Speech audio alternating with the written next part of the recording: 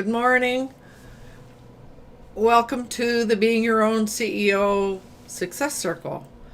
This is a support intended especially for solopreneurs. And this morning we're going to explore the concept of change. And I think since there's not very many of us in here, maybe we could do our own introductions this morning. So let's see. Let's go to that last one on first. So Nathan, how would you like to introduce yourself?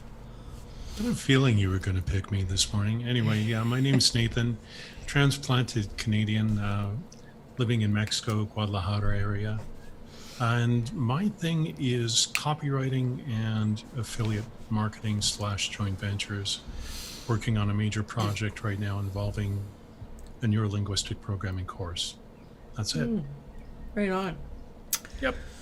Welcome here. And you're not the only one that's working on a course. I'll tell you about that later. Cool. So, Fred, how about you? Hello, I'm Fred Jones. I'm currently on Vancouver Island, living on a friend's boat because of social distancing.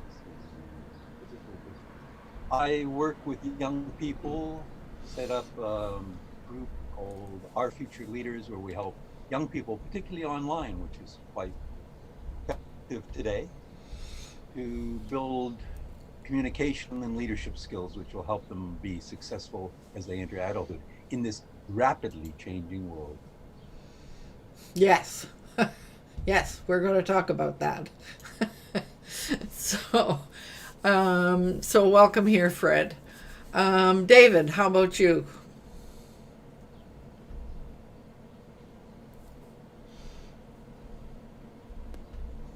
Hello, I'm Dave Flannery with affordable websites for small businesses. As you can tell, I do two businesses and started going to the other one. Right now, we are streaming live on both the website and YouTube. And Javita says hello to everybody. Greetings, Javita. I see you there and looking forward to our chat tomorrow. Right on. So, David, you are in Illinois. Yes, I am. Yes. Where it is cloudy and windy and about 58 degrees Fahrenheit. Yeah, right on. Vivek, you got your thermometer? Yikes. Freeze my butt. Spoken from Mexico. You betcha. It's probably about, I don't know, 25 degrees. Yeah. Not Fahrenheit. Celsius, not Fahrenheit. Yeah. Not Fahrenheit. No. Us Canadians don't think like it's Celsius. Well, back in the day, it was Fahrenheit. Oh, yes, thank it was. you so much. Yes, it was. What does it say, Vivek? I have no idea. Speak, Vivek, so that it'll show you. I think it says 50. What was the number he said? Which one? Mine was 58. Yeah, so 58 Fahrenheit is probably about, I forget how many degrees. 15 degrees or something like that. Yeah, 15, 16 degrees Celsius. 14 degrees. Yeah. Celsius. Bloody freezing. Okay, Vivek, would you like to introduce yourself? Namaste. My name is Vivekanand. I believe in simplicity. Simplicity is the ultimate in sophistication. So I unify, simplify, amplify life by writing software as necessary. And you? I'm in United Kingdom, UK. Mm-hmm. It's a warm day today, quite sunny outside. Here it is 5 o'clock, but we are getting into summer, so it is still, sun is still out, bright. Yeah. Yes, you're much later. I'm at the other end of the clock. It is, according to my phone, it's only 12 degrees Celsius here, but it's still early here. So Sun is out, and I had a great walk down along the Dallas Road, which is in Victoria, British Columbia, and Dallas Road runs along the waterfront. So that was a lovely walk, and so I shall introduce myself by saying that I like to refer to myself as the elder website geek. And speaking of courses, Vivek and I have been working on a couple of courses that I created. He's helping me with the back end pieces.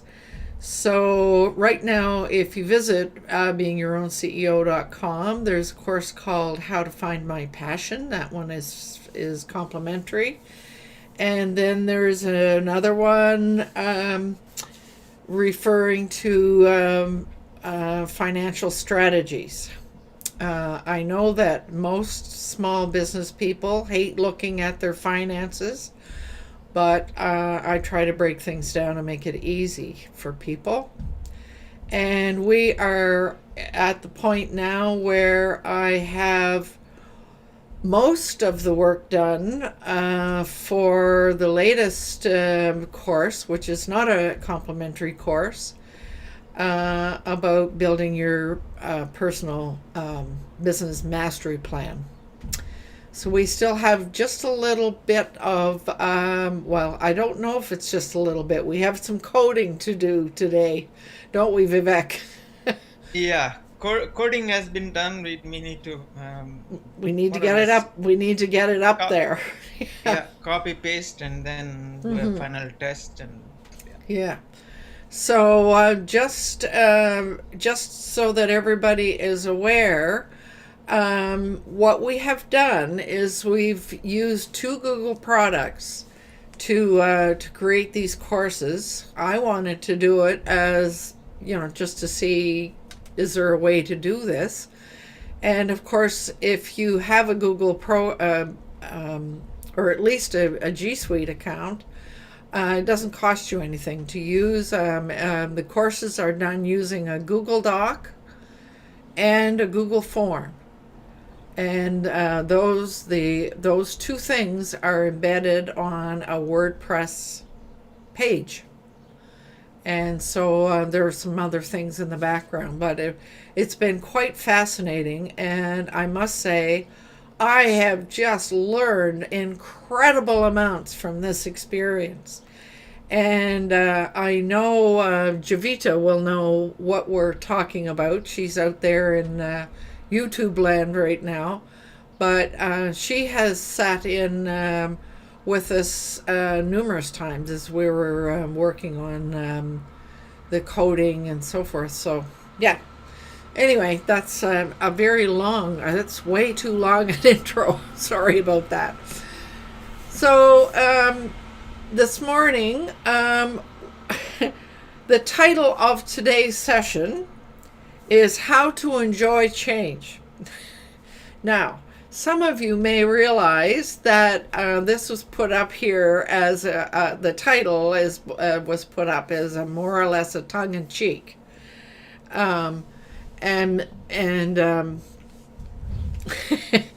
So the subtitle I have said is you feel the pressure to change, but you also feel the resistance. And I can't help but realize that many of us do just hate change. And we do quite often resist change. However, I guess my answer to that would be change is inevitable. That we are human beings, and therefore change is inevitable. And yet we have this tendency to resist it in many different ways. So I have a couple of questions that I thought might get us rolling, at least. 2 questions. Are there changes that you hope will happen? And are there changes that you know will happen? So I wondered, and I'm going to move us out of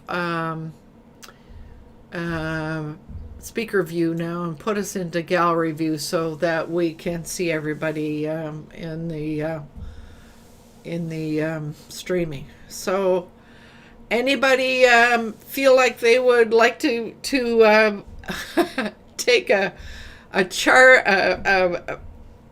go at either one of those questions?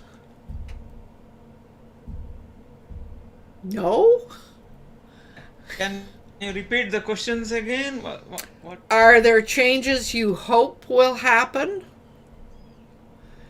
And I think I'm asking that question in relation to the pause that we have been experiencing as a result of this COVID thing.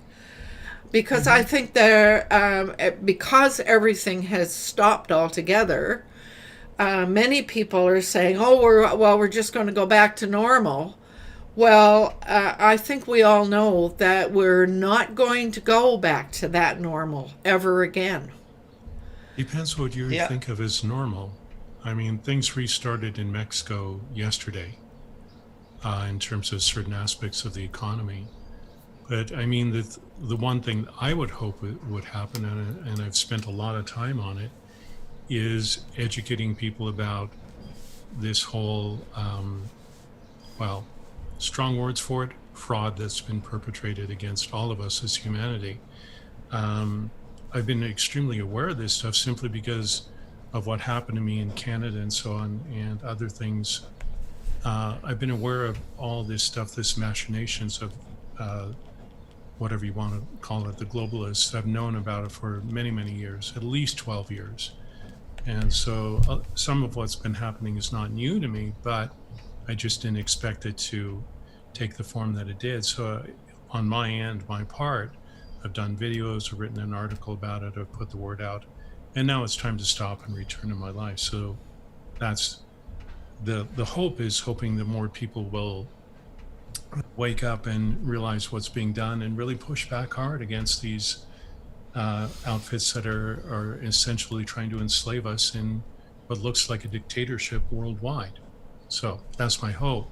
As for what I know is going to happen, well, working on this project with my colleague out of Australia, and we're finally coming to the end run of this membership site. And once it gets going, then it's like marketing my little butt off. Okay. So that's it. So what you hope will happen is that the steps that you've taken will come together and be successful. Yeah. Well, the second part, yeah. The first part is also, hoping people will become more aware. I mean, when I was talking about this stuff years ago, it was branded a nutcase, and now we're seeing all sorts of evidence of that in the world right now. And I mean, there's plenty of information out there. The trouble is there's so much crappy and bad information. It's very difficult to find out what's real and what isn't. And that's what complicates things for everybody. So that's my take on it. And I know what you're referring to. I'm aware of those theories that you're referring to. Yeah. I'm not sure that I buy into them 100%, but I hear them. It's hard to know fully what is there. I mean, I have a good idea of the narrative. I've seen a lot of stuff. I've done a lot of research. But I also recognize that there are many people who won't look at this. I've been through this before in other ways in life. There are those who are ready to see. It's like a friend of mine who was in the military, and he believed the party line for a very long time. And I was disappointed because I knew that what he was saying wasn't actually true. And then one day he woke up. One day something happened, and then he started posting in an entirely different way. And I knew that I could have the conversation with him, and I did, and it's deepened our friendship. Well, And certainly, there are. I mean, as we look at, or at least let me say what I hope will happen. Yeah. Yeah. Is what I hope will happen as a result of this is that we will find some common ground as a humanity, and that we find ways to collaborate and work together and stop all this bickering and posting of I mean, there's a lot of conspiracy garbage out there online right now. But is there some way that we can become clear? What I hope is that we can become clear about the kind of world that we want and develop a common ground that will help us get there. Are there changes that I know will happen? I maybe know is a little bit strong, but here's what I think will happen. I'm noticing that there's even just thinking about what's going on online right now. I experienced something this morning that made me kind of realize that all of the tools that we use online, there's going to be a lot more need for privacy, and they're going to be locking things down to try to protect people's privacy. And something happened this morning. I won't go into it here. Some of you I've already told, but something happened in Microsoft, like it was just really closing down. And we saw that in Zoom, that Zoom has had to do a whole lot of things to ensure that people have their privacy. So I know that there are going to be many changes to a lot of things that we do online. What the other thing that I hope will happen, because I'm noticing that there are a lot of people who are now beginning to use online products that have not done so before. And so they're playing a huge catch up. And they're finding it complex and frustrating and frightening. They know, I mean, they know there's more and more need to be able to use the online services, and yet they're confused by it all. So what I hope is that a lot of the platforms that we all use will simplify things and try to do things in such a way that the newbie who doesn't know the difference between an operating system and a browser, for example, can get on and figure out how to work. So those are a couple of things that I thought about, and just before I pass the conch. Oh, Javita, thank you. You said Finding Your Passion is an awesome course. Yeah, well, thank you very much. So she posted that on in the YouTube comments. So the questions. Anybody else have any thoughts around what we hope will change or what we know will change? Well, I'm noticing that I'm going to start making changes in my life where I'm going to stop doing as much ordering, going to the grocery store, and as opposed to having them come and deliver it to me. I'm finding it very frustrating to go into the store and have people that just ignore the safety things that we have put in place, and they don't believe that there's COVID-19. They don't believe that, and so you're interacting with them as opposed to um, being able to just have it delivered and dropped off at your door for a reasonable price. And so I'm going to try that and see how that goes. That's some of the changes I'm looking forward to. And in my business, I'm getting ready to run a campaign of online ordering, that people for restaurants have a simple way to get online orders and process them and get the money for them before they make the food, because I know I'm hearing from different restaurateurs that they're having problems in that people are ordering food and not showing up. That's not a huge problem, but it's a problem Oh, that wow. That really sucks because it costs them dearly when that happens. Wow. yeah, and not only do they make the food, and they got it hits their bottom line, so they're looking at trying to find people that need that service, and that's something I'm going to offer for simple, easy, one-page website, and then an order online type deal. So you're gonna. So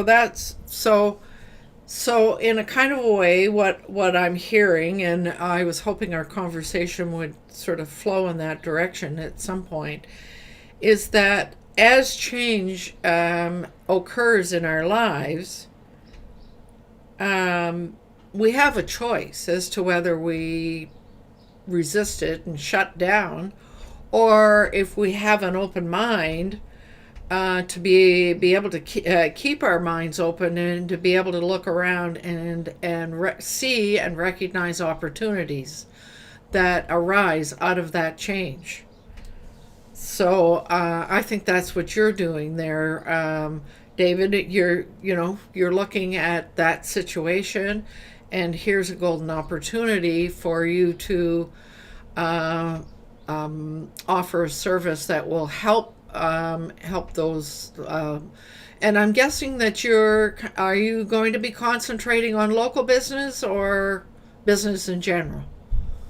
Online business I was going in to general. concentrate on local business, but it doesn't have to be local to me. It can Right. be local anywhere, but it's more along the lines of restaurants Yeah. and stuff like that offer a to-go menu. Right. Have an idea for you, Dave. You might want to check out a site called restaurantowner.com. That would be a good resource for you. Right on. Yep. Yeah. It's been around for quite a while, that site. And the guy has a lot of valuable information, so I recommend you check him out. Right on. So we will have a look at that. Yeah. So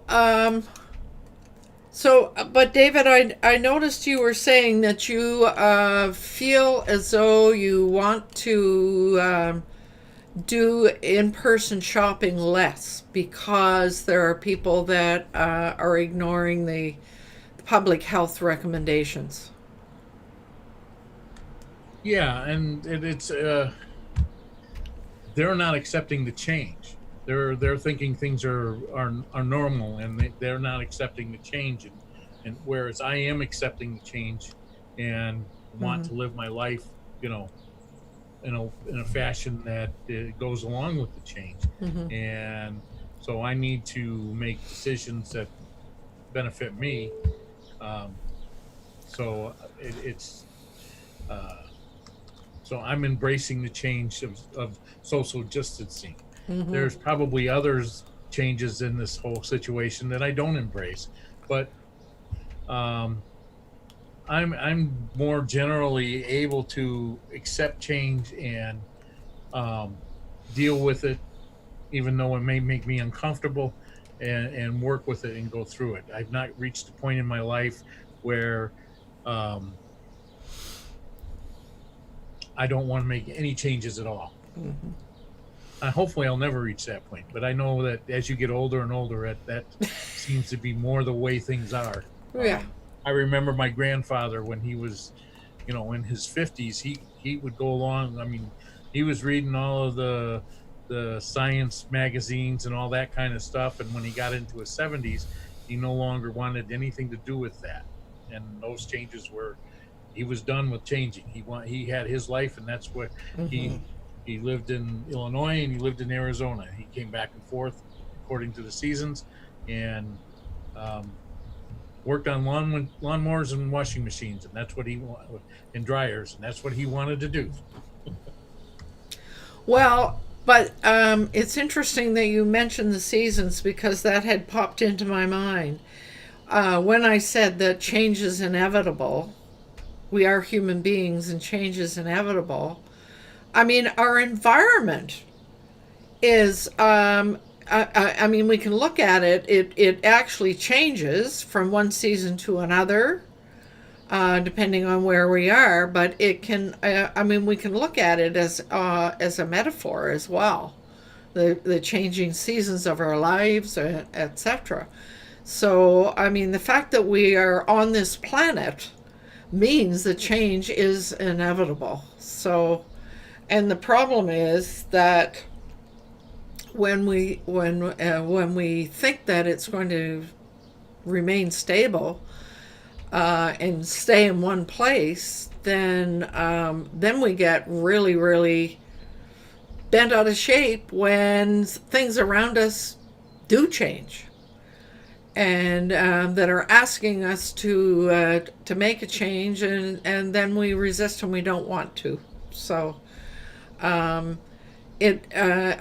believe that it all begins with the mindset.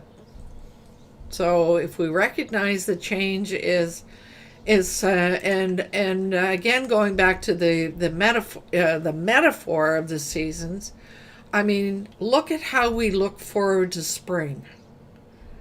Wherever we are, we look forward to spring, and I know that the changes are somewhat more dramatic depending on where we are on the planet, but I can relate to those springtime changes. When I lived in the Arctic, for example, in March, we used to order daffodils, bunches of daffodils that were imported into the Arctic from Victoria. And we would put those daffodils up in our offices. Like, my office would be just filled with bouquets of daffodils. And that was a reminder to us that spring and summer are actually going to come, even though in March in the Northwest Territories it's still winter. So you don't get this shift in seasons up there until mid to late May. Because if you think about it, the longest day of the year is June the 21st. So June is the beginning of summer in the Northwest Territories.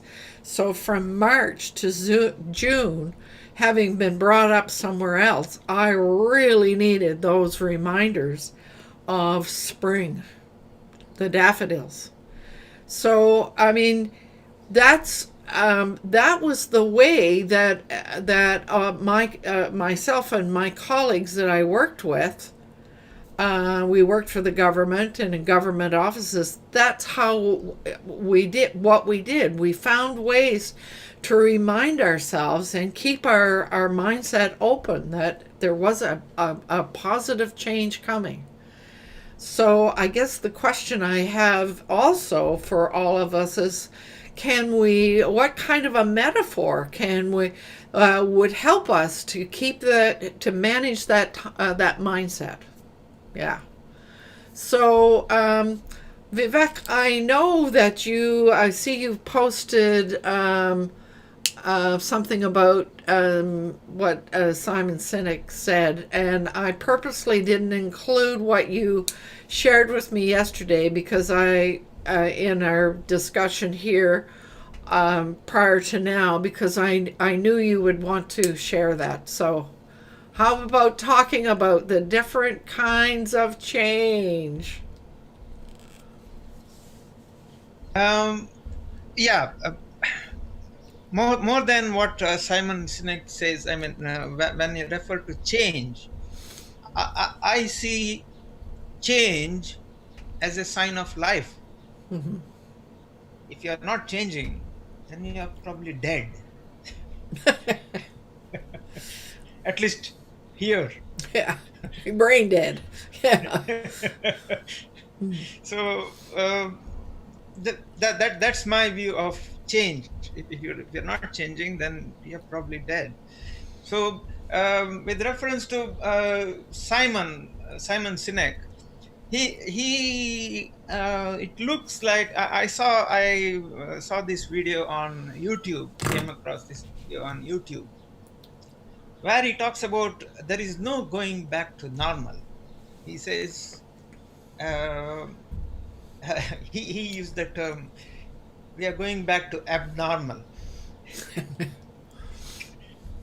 uh, and he in that talk, brief, it's a brief, very brief, I think 5-10 minutes chat with somebody. I don't know who the other person is, and there's no mention of his name or anything, so I don't know. Two people were actually talking, but most of the talk is by Simon in this video. He actually gives two examples which are business related, two businesses which have already started the process of change. He talks about a pasta restaurant in New York. He says they started about 9 months ago. So they are still in the process of starting up and getting more business and so on and so forth. But they did start off as a high-end pasta restaurant. And so he says they saw this lockdown situation as a kind of writing on the wall. It's obvious. Unless we change, we are not going to succeed. So what this restaurant did was, they, instead of getting rid of the waiters, all the waiters, they were retrained as people who can package and deliver the food. So they more or less converting the business into a delivery business. You place an order online and they deliver it to you rather than having to go to the restaurant. So that's one example. He also gives an example of, and this is I would say this is a brilliant example of a pizza place. He says the pizza place is actually, they make business by selling slices of pizza. So when this COVID has happened, they know that their business is not going to prosper that much. So they discovered that the assets they already have, the pizza oven that they have, can be used for something completely different. They discovered that they could use it for, they ordered industrial grade plastic and they started making shields using the pizza oven. So they are now supplying these Perspex plexiglass shields to hospitals. So they have, I mean, this is a brilliant example of a change that they are doing, where the business can run. The pizza restaurant no longer is a pizza restaurant. It now becomes, I don't know what you call it. You'll have to give it a different name, I suppose. But those are the two examples he gives. I have put the link on the website, on your website, Loveland. Thank you. Yeah. So yeah, that's how I see the change. I mean, if you're not changing, then you're probably dead already. So, but isn't it interesting, the various ways that this, this pause that we've been through the whole shutdown and the pause, it's causing us, many of us, to look at all of the everything that was in what was considered normal. We're noticing many of the things that did not work, and having had an opportunity to in a sort of a way withdraw throughout this isolation thing, and then to begin to notice the things that are not working. And that's what I was trying to refer to try to find a common ground, and make some of those changes that are going to improve our lives as we go forward. What was it? One of the commentators I read said, "Let's forget about bouncing back. Let's talk about bouncing forward." And I found that quite inspirational. I mean, when we're looking, we have a chance to look at our whole socio-economic, ecological world and make some decisions about the kind of world we want going forward. And how and what can we do to help those changes occur? So, however, I guess I have to go back to the whole kind of mindset concept. So if we don't have an open mindset, we don't see those opportunities, do we? Go ahead. I was going to say I don't like the word mindset. Oh.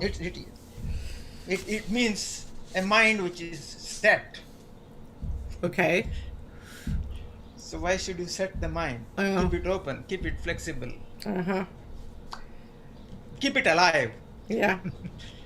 It's just it's used just as a way to a term to help us understand what's going on in our brain. Yeah. And the way we approach things. Yeah. But then I would say much of the terminology that we use and that we have been using is I would say quite a lot of it is going to change. I mean, you asked Right.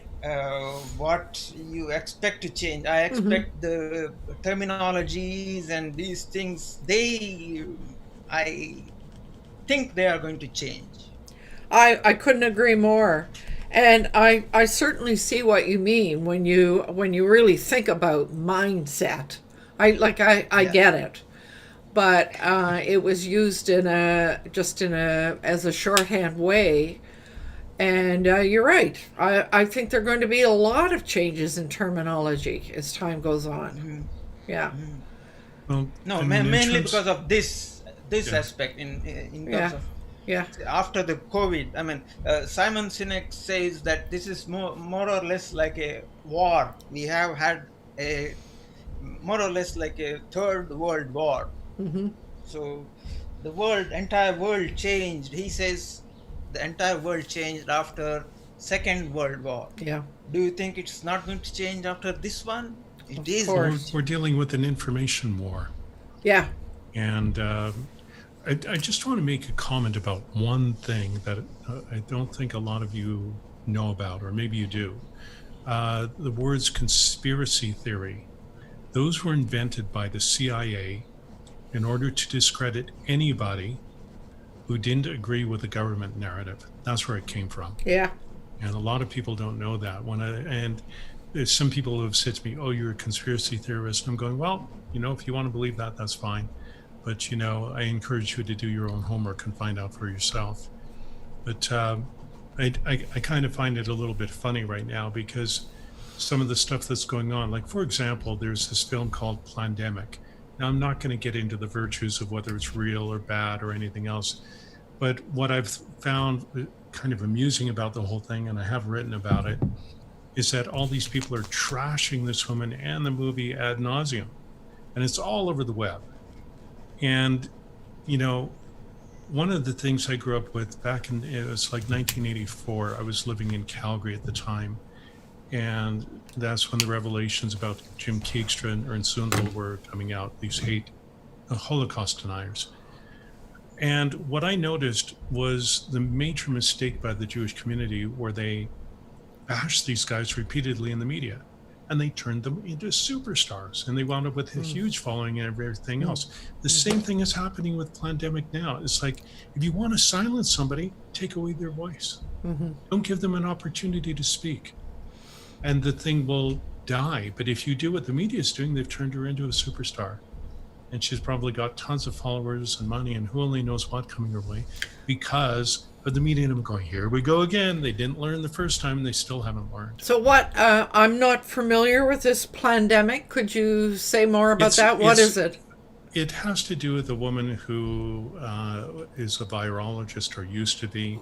Her name is Dr. Judy Mikovits. I watched the film. It was, interesting, but I didn't understand like 95% of what I heard because it was all these scientific terms that I have no knowledge of. And she implicated a whole bunch of people, Fauci being one of them, as stealing her research and so on. But this huge discreditation campaign took place years ago to completely destroy her reputation. How true any of that is, I don't know. But the problem that I see is that there's no way of knowing what's real and what's not real. But all these people have come out of the woodwork to bash the woman and what she says as much as possible. But there is a lot of truth in what she's saying out there. And if you do look, you'll find it. I mean, I found all sorts of references. And but the thing is, it's just created an informational nightmare. Yes, I couldn't agree more. And is a problem I ran into years ago as a software reviewer. I've done tons of software reviews, hundreds of them. But when affiliate marketing came into play, it became very difficult to find a real review because most of the people writing them were affiliate marketers just trying to sell the product. And none of them would give a truthful expose of whatever it is that they were writing about. I'm one of the few people who will. And if you want to find truthful stuff to do with reviews, for example, you go to a place like Tom's Hardware, or another site like Consumer Reports. That's where you tend to find the real stuff, but there's so much garbage out there. And if you don't know how to look, you're going to drown in it. And that's what's going on right now. And there are all these huge information wars all over the web about what's going on. And I'm at a point right now where I've decided to really sit back and just let it play it out and just grab a big bag of popcorn and watch the show. Right. But Nathan, I couldn't agree with you more. It doesn't matter what you see. There's going to be somebody or something on the internet that contradicts it, calls it fake news or calls it whatever. Sure, whatever. And I mean, what's happening is an awful lot of this stuff is being politicized. Of course, and it's so designed. It's got to the point where you don't know whether you can believe anything that you read. Exactly. It's created a couple of different things. It is turning us against each other. It's making us hate each other. Yes. It's creating all these extreme viewpoints. And so one of the things that's been coming up, and people have been talking about it too, like the aspects of mind control that have been going on, like Project Mockingbird. And if you look at any news channel, all of the news channels are saying exactly the same thing. Now, one could say that's mind control, but as a friend of mine pointed out, and he's right, is these companies, all these news corporations work from news releases. And and they're just parroting what they're That's right. reading in the news release. So whether that's mind control, I don't know, but it's just the same crap. And unless you know what to look for, finding what's going to be like legitimate Really, is very really difficult. good journalism is hard to find these days. Tell me about it. Yeah, Yeah. when 9/11 happened, I was one of the journalists who was reporting on this, and I wrote some of the stories about what actually happened back in the day. So, but my stories were real, and I was interviewing real sources and talking to real people, not all this crap that's going around the web right now. And so I'm just going, okay, time to take a back seat here, get back to my life. I had an old girlfriend who used to have an expression which was, "The truth will out." In other words, the truth will come out. Hopefully, Yeah. and we'll just have to see. And the best thing is just take precautions, do what we need to do, believe, not believe, resist if we choose to, whatever, and just go on. What else can we do, really? I agree with you. It was running through my mind earlier in our conversation about all of this, and it kind of comes down to us and them. And unfortunately, we have to. That's what I was trying to sort of talk about, common ground. If we can only find some sort of common ground where we are not in that us and them mindset. So I see that us and them as one of those changes that I hope does not take hold. Well, Yeah. it's actually always been there in one way or another. You see it all over the world, and it's been there for as long as I've lived. It's just become a lot worse Yeah. because of what's going on. It's, to me, the only change is that it's become worse and more entrenched and more, polarized is the word I'm looking for.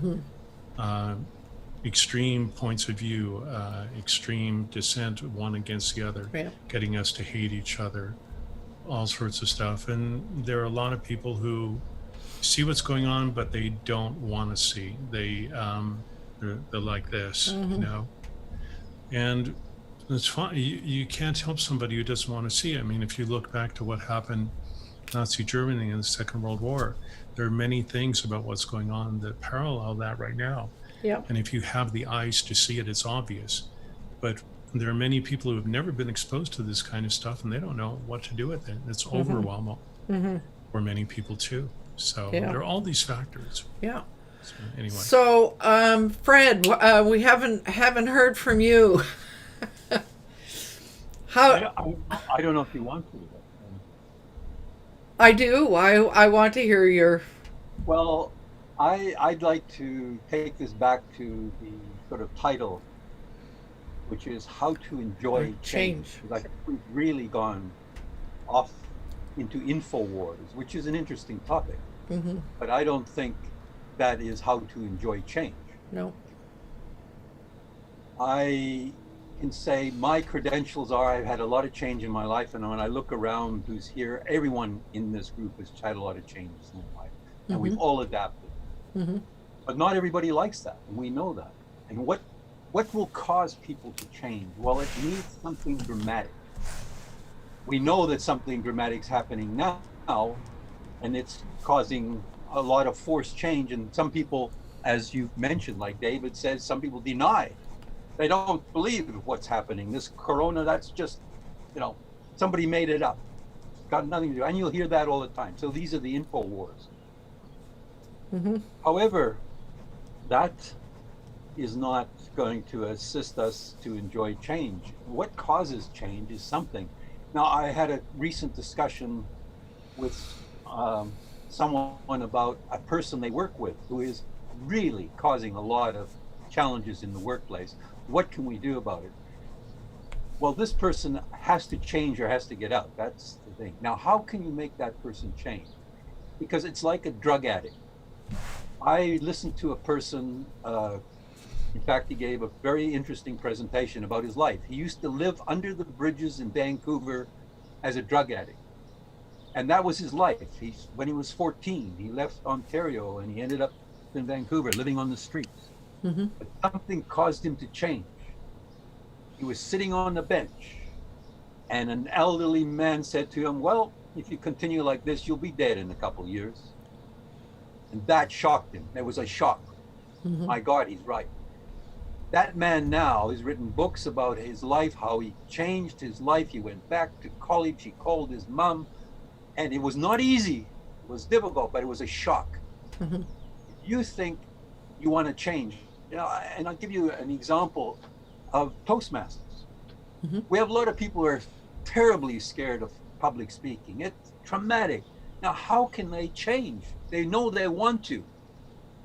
Mm-hmm. So it's baby steps. They come in and we just sit there and watch. And maybe you might want to try a little bit. And you have a group of people who support you and encourage you. It's like if you want to get fit. Oh, I want to exercise. I want to change. Mm-hmm. How do you do that? Well, one of the secrets is you find like-minded people who will support you. If you're a drug addict, that helps. If you want to exercise, that helps. If you want to learn public speaking, it will help. So you take baby steps because we're wired to be scared of change. That's the way we are wired. It's a safety mechanism. So how do we learn not to stay where we are and move ahead, either drug addict or something? It's taking baby steps and helping people, get like-minded people to support you. And it is, all of us here would say it's fantastic. The changes that have happened in my life have been very positive. I mean, Nathan used to be in Canada, he's in Mexico. I mean, Vivek, I can tell us, I'm sure, many stories, and so can David, and so can I, and so can you, Lolan, from the Arctic to where you are now. And we all say we can adapt to change, and those are the sort of things that I think help. Now, coming to the thing about common ground, I think that is so powerful what you're saying, Lolan. When I went to Portugal last year, I was asked to give a speech about leadership. And one of the things I mentioned was this. I had worked in South Africa on the gold mines. And we had an organization called the Mine Managers Association. We were from competitive companies. We were all competitors, but we got together once a month and we said, what are the problems we have? And what are the solutions we found? And we shared all of that information. So we were diverse. We didn't work for the same company, we're competitors, but we collaborated on the problems. Mm-hmm. So I say, it doesn't matter what your religion is, what your color is, what your politics are, doesn't matter at all what your background is. What you're looking for is common ground, which is what you said, where you can work on these problems together, no matter what they are, and come up with solutions which benefits everyone. Mm-hmm. And that is where I think common ground you're talking about and how change will happen in the world, which we all can agree change is needed. I don't know, we might not agree on what the change should be, but we will agree. And that, I think, is how you ultimately will enjoy change, because you're working with a group of like-minded people mm-hmm. who see the solutions, and doesn't matter who you are, what background, how old you are, how young you are, if you're male, you're female, doesn't matter. And that, I think, mm-hmm. is what has to happen, is to find that. And I went to Portugal to meet some like-minded people, and I think what they're trying to do is wonderful. Mm-hmm. Trying to encourage young people and old to work together to solve problems and communicate and learn leadership. That's what it is about. So that's why I'm saying maybe you don't want to hear from me, because I'm on a stage now and saying, well, because I have a lot of thoughts about this. This is really, how do you change? Well, there's to be a shock. You have to, it shocks you. You got to get scared. Say, I can't continue like this. I can't keep on putting on weight, or I can't keep taking drugs, or I can't be an asshole like this guy who was at this company. He's got to change, or he's got to get out. He needs help. Well, that's the shock. Following up on what you're talking about, Fred, it's the type of thing when you speak about shock, in NLP terms, we would call that a pattern interrupt. Mm-hmm. where you do something that is really powerful. A very simple example of a pattern interrupt that I did was when I was talking with a woman in a coffee shop, and I realized I didn't like her and I didn't want to be in the conversation. So there were two things I was thinking about. How do I change the pattern? How do I break rapport? Breaking rapport was a pattern interrupt. And at one point, I realized I've had enough. And so I just jumped up and said, oops, gotta use the loo, and took off. And when I came back, she was gone. That's an example of a shock, a real fast shock. It's like bang, and then out of there, and boom, everything changed. And so what you were talking about with that guy who was sitting on the bench, and this guy said to him, hey, if you don't change, you're going to die in a couple of years, which is probably true. And probably sooner than 2 years, depending on the drug addict. You see it, yeah, without getting into a rant. But it's, but the thing is a pattern interrupt. And then depending on the situations, like with your coworker, whoever this guy is, coming up with a pattern interrupt that shocks him like a baseball bat to the head, that's what you need. And if you can figure something out with your coworkers, some sort of an intervention, if you will, that will shock the living crap out of him, it might be enough to change his mindset. It doesn't always work, though. For example, with Whitney Houston, they did an intervention on her. She walked out, and she died a short time later. Oh, and that's true. You cannot, there's no way. It has to come from that person, though. Well, it's not an ironclad guarantee that what you do will work. It might not. But if you don't give it a shot, you're not going to find out. And if you do give it a shot, you'll find out. Yes, no, maybe so. Don't you think that this virus thing itself is a pattern interrupt? Yes. No, not in the way that it was done. Well, I mean, not for me, because I recognized what was happening. I could see it a country mile away. When I was first exposed to this, yes, it was a real shock, but not now. For other people who are not familiar with this kind of thing, yes, definitely. Well, even I think it's I think it's a pattern interrupt as well, and the fact that many of us have stayed home and started to observe what's going on, that helps us to recognize the kind of world that we really want. And some of the things that I mean, we know that in our past world there were many things that were not working. And so if we want a better world, and I guess that's where I would like us to end, because I'm looking at the clock where we I knew this would be a longer than a half an hour discussion this morning.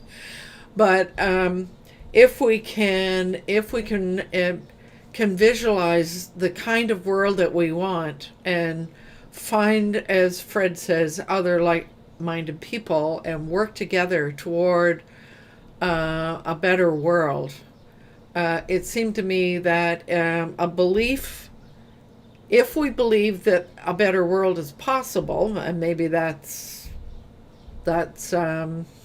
pie in the sky, but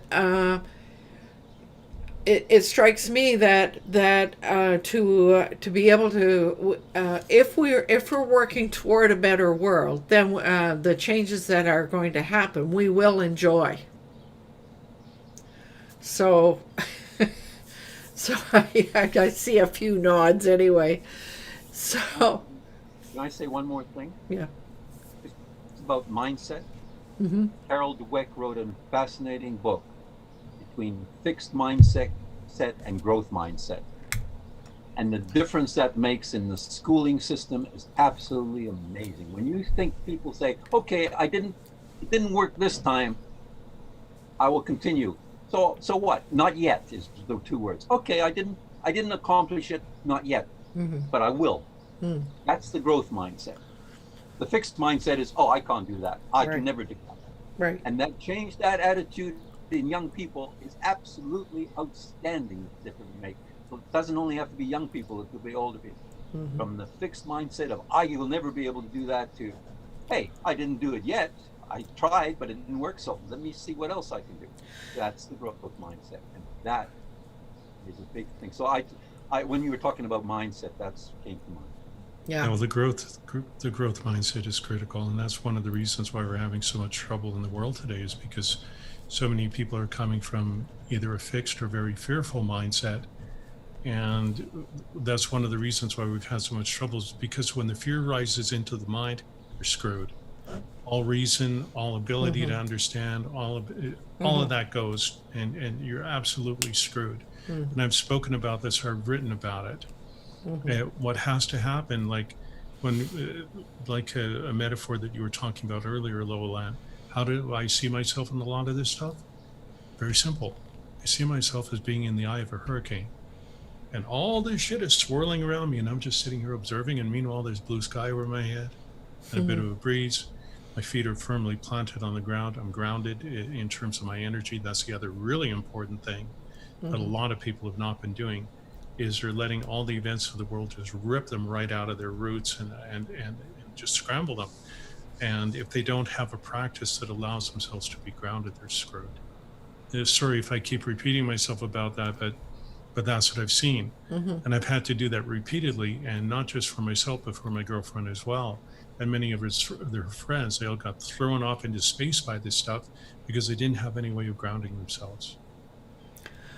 Well, and we all have a variety of ways. Some of us have a variety of ways to do that, and there certainly has been a growth in people learning to meditate and learning how to do a variety of things. So, I mean, just thinking about something I heard on the radio this morning. Suddenly there are all kinds of people who are trying to figure out how to grow things because they have the time to do it. So they're trying to figure out how to. Some people are doing all kinds of really wonderful, positive things that if we created the right environment and the right kind of common ground, could move us in the right direction. So anyway, I think we could. I'm thinking we could we could talk about this forever. So I do want to close us the conversation off now, and to Shall I say one last go ahead. one sentence? I would say it's what Mahatma Gandhi said. Be the change You want to want. see. Be the change you want. Yeah. Good. Really good note to end on, Vivek. So here is a reminder to everyone that it's important to do what you love with passion. And just to let everybody know, next week we're going to talk about transitions between the old and the new. So, with that said, see you all next week. And I shall do my outro now.